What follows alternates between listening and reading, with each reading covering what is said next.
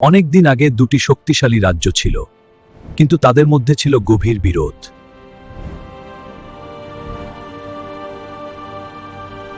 রাজা বিক্রম আমাদের অপমান করেছে, যুদ্ধ ছাড়া আর কোনো পথ নেই। রাজা বিক্রমকে কঠিন শাস্তি দিতে চাই। আমার রাজ্যের বীরগণ, যুদ্ধের সময় এসেছে। জি হুজুর, আমরা যুদ্ধে তাদের পরাজিত করব।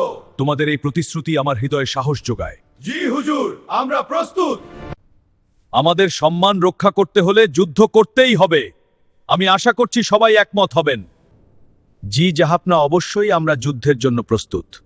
রাজা অরিন্দমকে শিক্ষা দিতে হবে। মন্ত্রী মহোদয়, আপনার কথা শুনে খুশি হলাম। তাহলে চলুন বেরিয়ে পড়ি।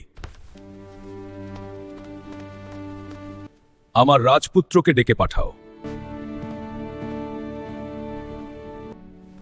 আব্বা হুজুর আমাকে ডেকেছেন। হ্যাঁ আমার পুত্র, শোনো আমার রাজপুত্র, আমি চাই এ যুদ্ধে তুমি নেতৃত্ব দেবে। তোমার বীরত্ব দেখানোর এটাই সুযোগ। রাজকন্যা তার সৈন্যদের কাছে যুদ্ধের মহড়া নিচ্ছে।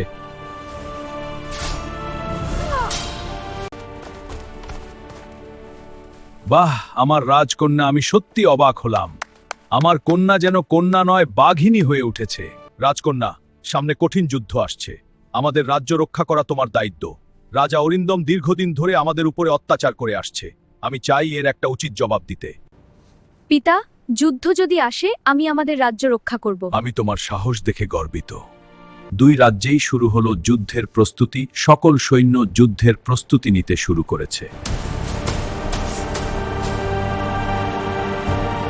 যুদ্ধ যদি আসেই আমি আমার রাজ্য রক্ষা করব।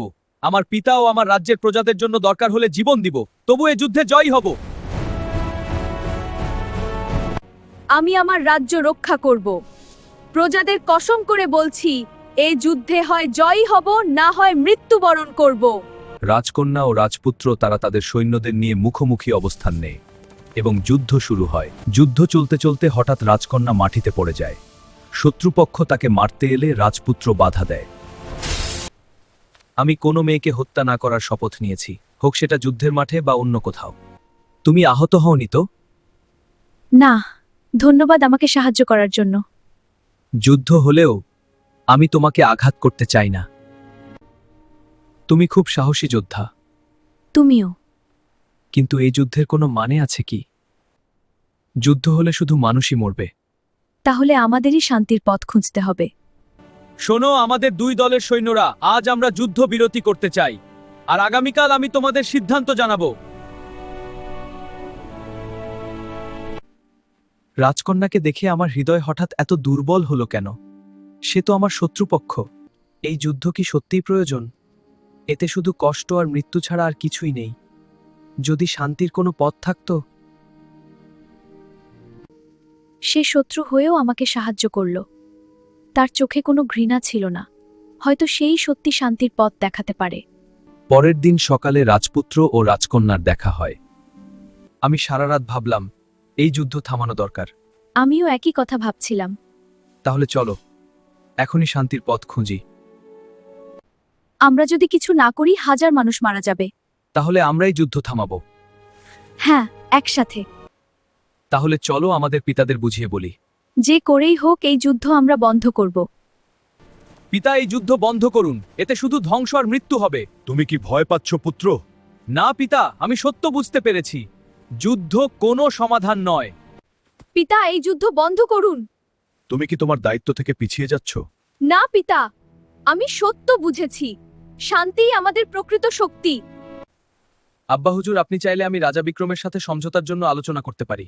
ঠিক আছে আমার পুত্র।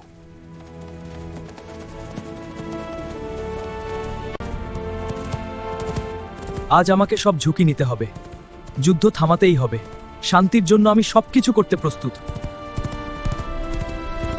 মহারাজ, এই যুদ্ধ বন্ধ করুন, এতে শুধু ধ্বংস আসবে। তুমি আমার শত্রুর পুত্র।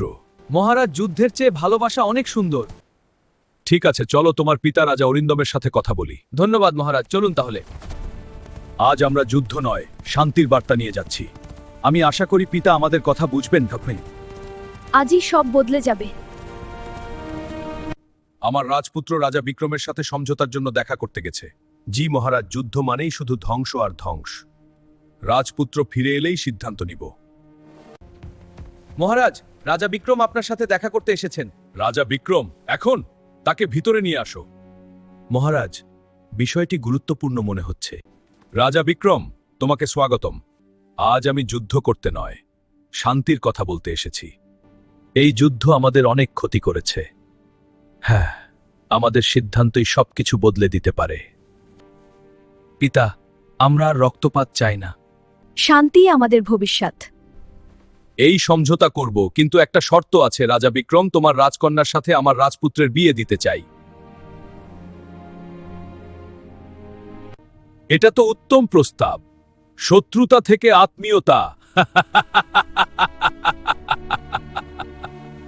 আজ থেকে রাজপুত্র আর রাজকন্যা একসাথে, শান্তি ও ভালোবাসার প্রতীক। জয় শান্তি। আনন্দ চাও। আমরা সবাই সেটা